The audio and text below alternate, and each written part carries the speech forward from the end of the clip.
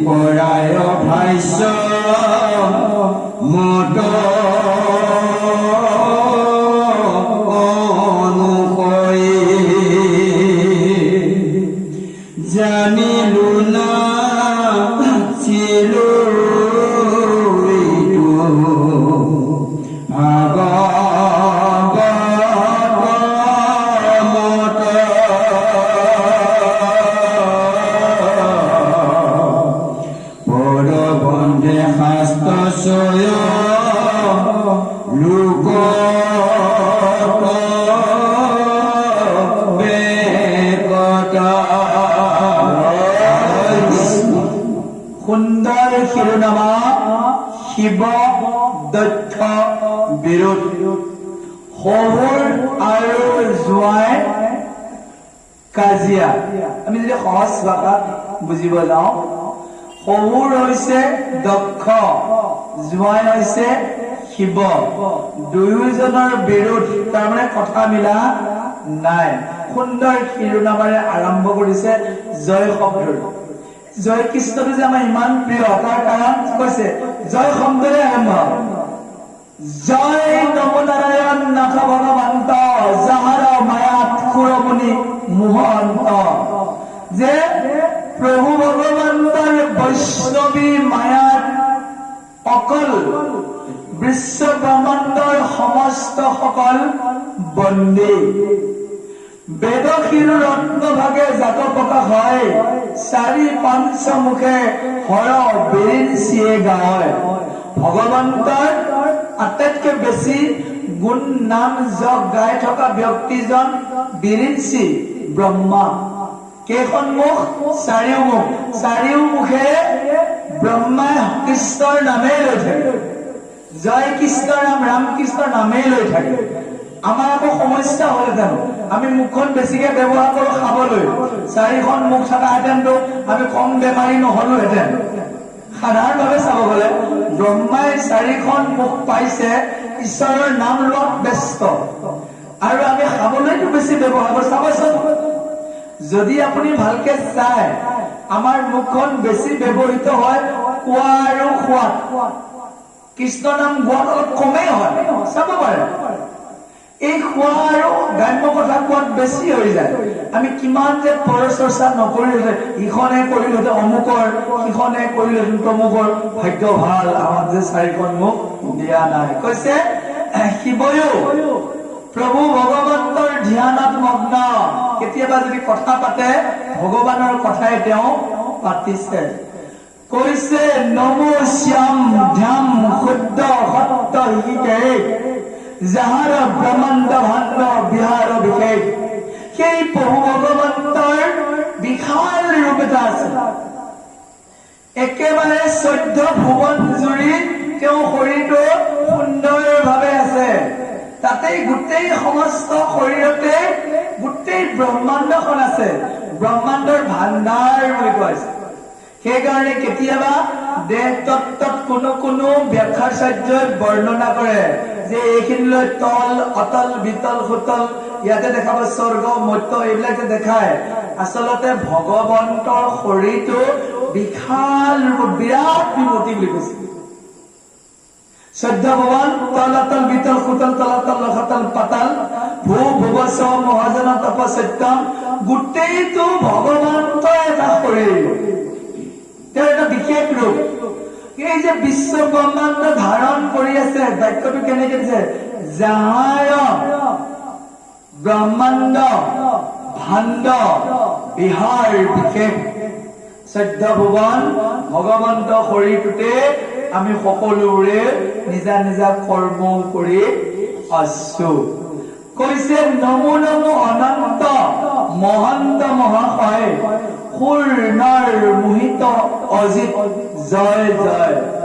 বহু কেইজনক তেওঁ প্ৰণাম কৰি দিছে, কাৰণ এইটো লিখিব এতিয়া। দক্ষ শিৱৰ বিৰোধ লিখাৰ আগত অনুবাদকে সকলোকে সেৱা কৰি আছে। ব্ৰহ্মা হৰ মহাপ্ৰভু অনন্ত কোকিও নমস্কাৰ কৰিছে। আকৌ শিৱক ত্ৰিপুৰাৰী বুলি কোৱা হয়, তেওঁকো নমো নমো কৰি দিছে। নমো ত্ৰিপুৰাৰী দুখহাৰী ত্ৰিনয়ন, বিপৰীত বেগিজাৰ পঞ্চম ময়ন, পাৰ্বতী নায়ক নমো মুকুতি দায়ক, বিষৱ বাহন নমো দম্বৰু বায়ক। বিষৱত উঠি দম্বৰু বজাই পাৰ্বতী সহিতে পৃথিৱীৰ বিভিন্ন জেগাত, ব্ৰহ্মাণ্ডৰ বিভিন্ন জেগাত আনন্দ মনেৰে কৃষ্ণৰ গুণানুকীৰ্তন গাই থকা সেই মহাপ্ৰভু ত্ৰিনয়নকো নমস্কাৰ কৰি দিছে। আশীৰ্বাদ কৰক, মই অনুবাদ কৰিম এতিয়া, বুজিব পাৰিছেনে? সকলোকে নমন কৰি লৈছে। আমাৰ প্ৰভুসকলেও আসনত বহোৱাৰ লগে লগে নমন কৰিব লগা হয় গুৰুসকলক।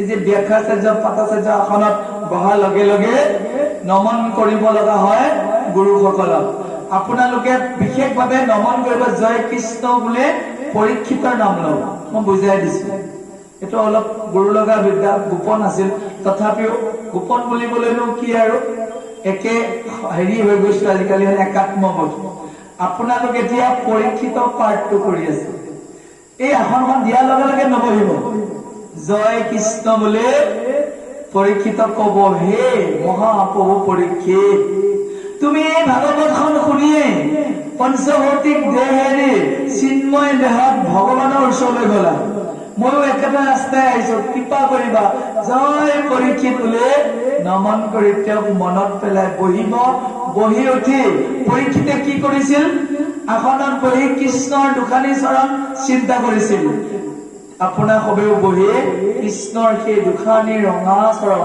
বৰ মৰম লগা যিদিনা দেখিব বুকু কঁপি যাব চকু মোদাৰ লগে লগে সেই হৃদয় যুগল হৃদয় পদ্মত চৰণ দুগজ আহি যাব ধাৰাসাৰে চকু লৈ যাব অভ্যাস কৰি থাকিব এদিন ভগৱানে আপোনাক তথাস্তু কৰি দিব চকু মোদাৰ লগে লগে প্ৰভু ভগৱন্তৰ ৰূপ হৃদয়ত আহি যাব কৈছে কৃষ্ণৰ এই চৰণ যুগল ধাৰণেই হৈছে জীৱনৰ সৰ্বোত্তম কাম এইখিনি কৰি বহি যাব এই ভাগৱতৰ পৰা অমৃত পান কৰিব পাৰিব কৰ্ণ পথেৰে আৰু হৃদয়ত কেৱল শান্তিৰ নিজৰা কৃষ্ণ কথা অমৃতৰ নিজৰা বৈ যাব জীৱন আপোনাৰ মধুময় হৈ পৰিব তাৰ পিছতে উল্লেখ কৰিছে এতে কেকে হৰি হৰ পদ শিৰে ধৰি ৰচিলো পয়াৰ ভাষ্য মত অনুসৰি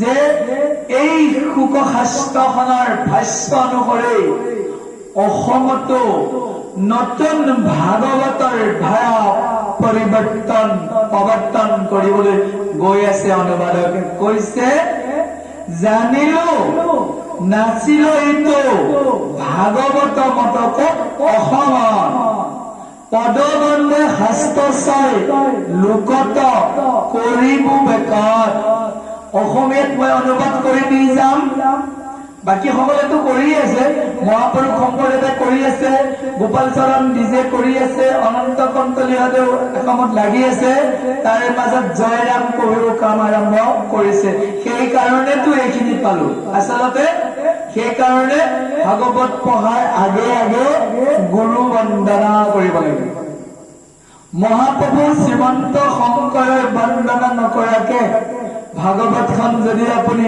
ইপাৰ সিপাৰ হ'ব বিচাৰে আচলতে এইটো অলপ শুনিবলৈ শ্ৰুতি কটুৰ কথা বহুতে সমস্যাত পৰে কাৰণ তেওঁলোকে ধৰ্মৰ দিশবোৰ গুৰুৰ দিশবোৰ ভালদৰে বুজি নাপায় পৃথিৱীলৈ আহি বৈষ্ণৱ ধৰ্ম প্ৰৱৰ্তন কৰা প্ৰতিজন মাননীয় গুৰুৱে বন্দনীয় মই কাৰ শিষ্য নধতব্য মই ভগৱানৰ শিষ্য গুৰুসকল ভগৱানৰ প্ৰতিনিধি পাৰ্থক্য কিবা কৰিব পাৰিম নেকি যিটো পাপী কৰে বেদক হেলা নামক নিন্দা যদি কোনো বেলা যিটো পাপী গুৰুক কৰে হেলা নামৰ দুই অপৰাধ নৰকে পৰিব নাহিকে বাদ কোনোবা গুৰুক সৰু ডাঙৰ কৰিব আপোনাৰ ভক্তি কেতিয়াও লিখি দিব কিমান ডাঙৰ সমস্যা হৈ গল অসমত চাওক কিমানটা থাল চেমলি হৈ গলো ভালদৰে নাম অপৰাধ নাজানিলে গুৰুৰ ওপৰত ইফাল সিফাল কৰোঁতেই গোটেই অসমৰ ভক্ত নাম অপৰাধত পৰি যাব লাগে বৈকুণ্ঠত নিজৰ ৰাস্তা মুকলি কৰিছিল নৰকৰ অনুৰোধ কৰিছো কীৰ্তনৰ নাম অপৰাধৰ 10টা নাম অপৰাধ মগজুত সঞ্চিত কৰি ৰাখিব নাম অপৰাধে নাপায় চিধা বৈকুণ্ঠ গমনৰ ৰাস্তা সলসলীয়া হৈ যাব এই অনুবাদ কাৰ্য সতীৰ দেশ ত্যাগৰ কথা বিৰচনা কৰিব অনুবাদক জয়ৰামে কৈছে মহন্ত খবৰৰ মুখহন্তে প্ৰচাৰিলা সেই পৰম্পৰা কৈছে সৰ্বলোকে আচৰিলা বৰ সুন্দৰ কথা দিছে যে আমি কেনেকে জীয়াই থাকিব লাগে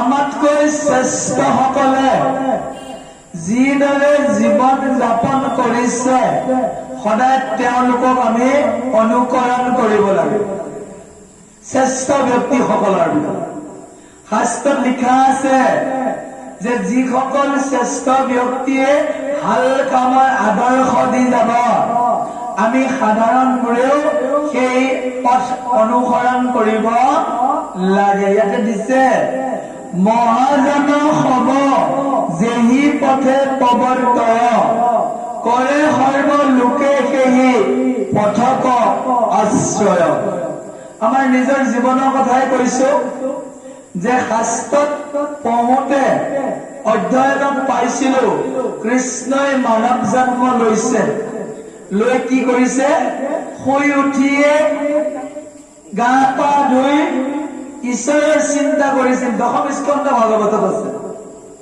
প্ৰথমে তাত লিখিছে যিজনে শয্যা ত্যাগ কৰিয়ে গা ধুইয়ে প্ৰথম ঈশ্বৰৰ সেৱা কৰিব সেইজনে বোলে ভগৱানক লগ পোৱাটো খাটাং এইটো যেতিয়া পাই গলো মই অভাজনক বেলেগে শিকোৱা নাই ভাগৱতত মই পাইছিলো লগে লগে আগতে অলপ এলাহ কৰো শুই উঠি অলপ ইফাল সিফাল কৰো কৰবাত শাকনি বাৰীতে অলপ সোমাও কৰবাত মৰ্ণিং ৱাকে কৰিব যাওঁ কিবা এটা ব্যস্ত থাকো যেতিয়া এই কথাটো পাই গলো স্বাস্থ্য ৰক্ষা খাতিৰত কেতিয়াবা অকণমান ফুৰিব যোৱা যায় কিন্তু প্ৰধান কাম হিচাপে স্নান আৰু শ্ৰৱণ কীৰ্তন ভগৱানৰ গৃহত গুৰু গৃহত ক'ৰ পৰা শিকিলো ভাগৱতৰ দশম স্কন্ধৰ কৃষ্ণ চৰিত্ৰৰ পৰা কাৰণ জানিছিলো প্ৰভু ভগৱন্ত বৈকুণ্ঠপতিও আপোনাৰ মোৰ নিচিনা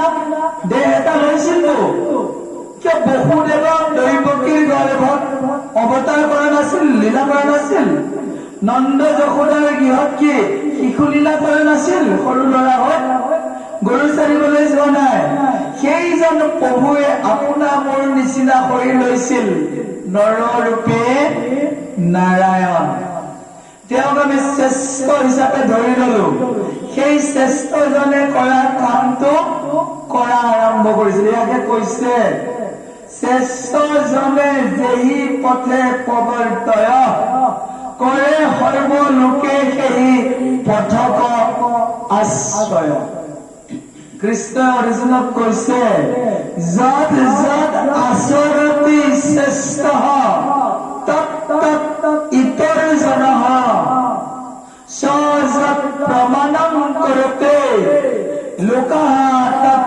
অনুবৰ্ততে হে অৰ্জুন শ্ৰেষ্ঠ ব্যক্তিসকলে যি পথেৰে গৈছে সৰ্বসাধাৰণে সেই পথে যোৱাই মংগল কৃষ্ণই যদি নৰৰ জন্ম ধৰে প্ৰথমে গা পা ধুই গুৰু সেৱা কৰে পিতৃ মাতৃক সেৱা কৰিছিল আপুনি মইনো সেই ৰাস্তাটোকে কিয় নলওঁ নহয় জানো আজি 5000 বছৰ হ'ল কাৰণে ই সাঁতৰ আৰু কিবা কাহিনী লাগে কিন্তু এই মহাত্মা গান্ধীৰ কথাটো আজিৰ পৰা 5000 বছৰৰ পিছত সাধু লাগিব ইমান চুটাই পিন্ধা ইংলেণ্ডৰ সেই মহান নেতাবোৰক আঁঠু মূৰত চুৰিয়া পিন্ধা চোলা তোলা নিপিন্ধা মহাত্মা গান্ধীয়ে কি খেদিব পাৰিছিল নেকি ভাৰতৰ পৰা ইংৰাজক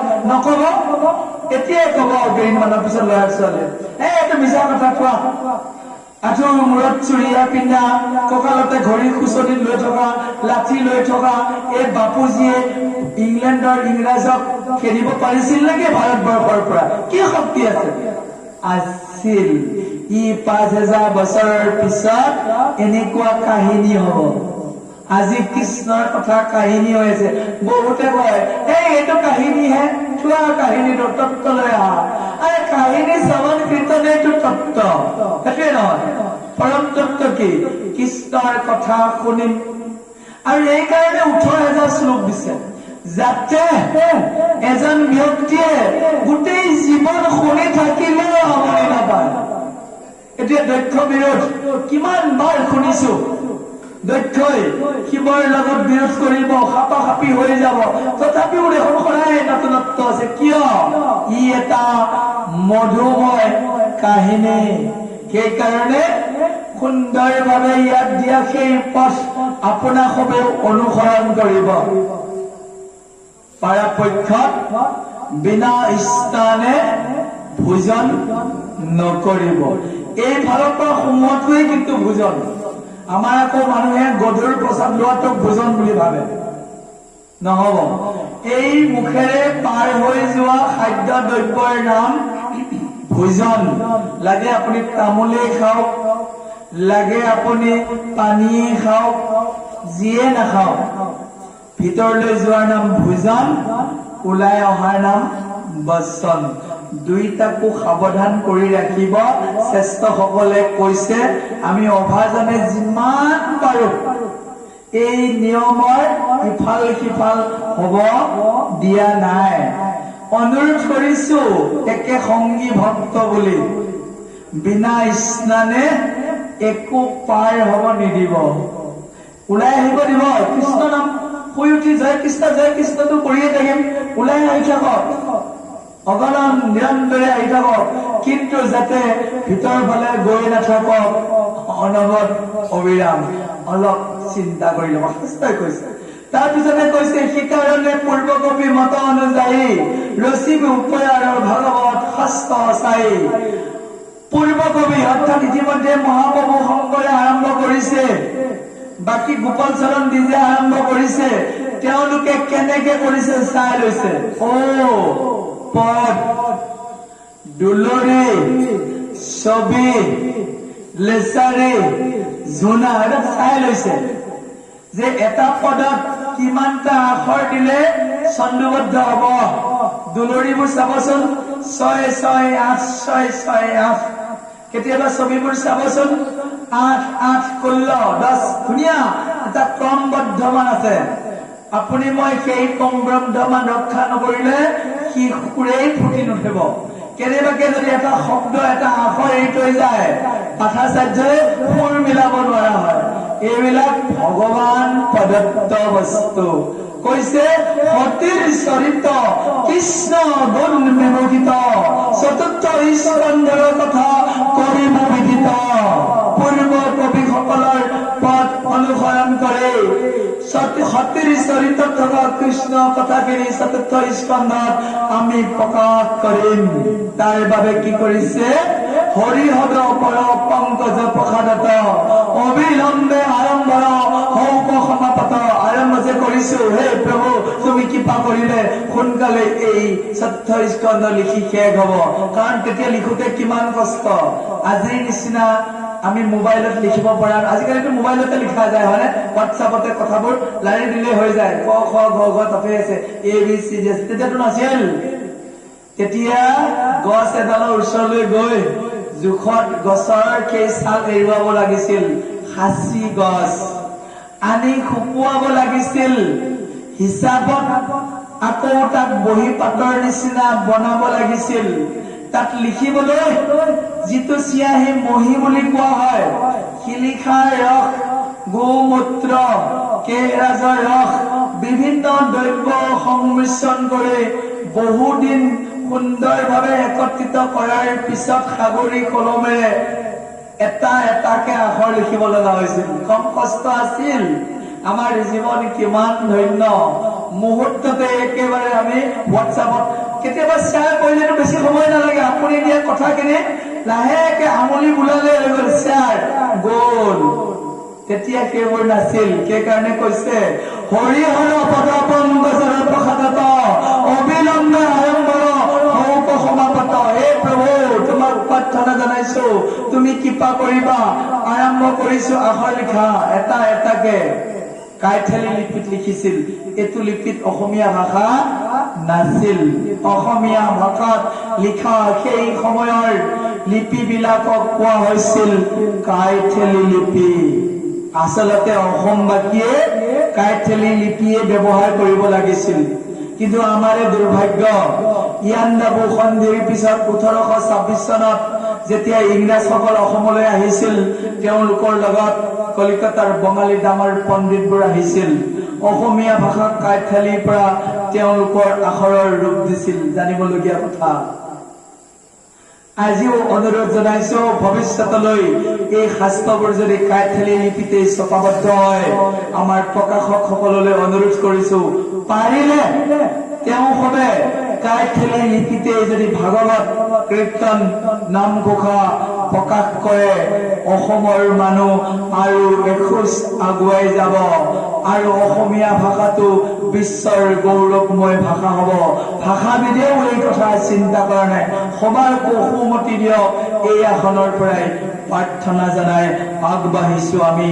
দক্ষৰ এই কাহিনীলৈ জয়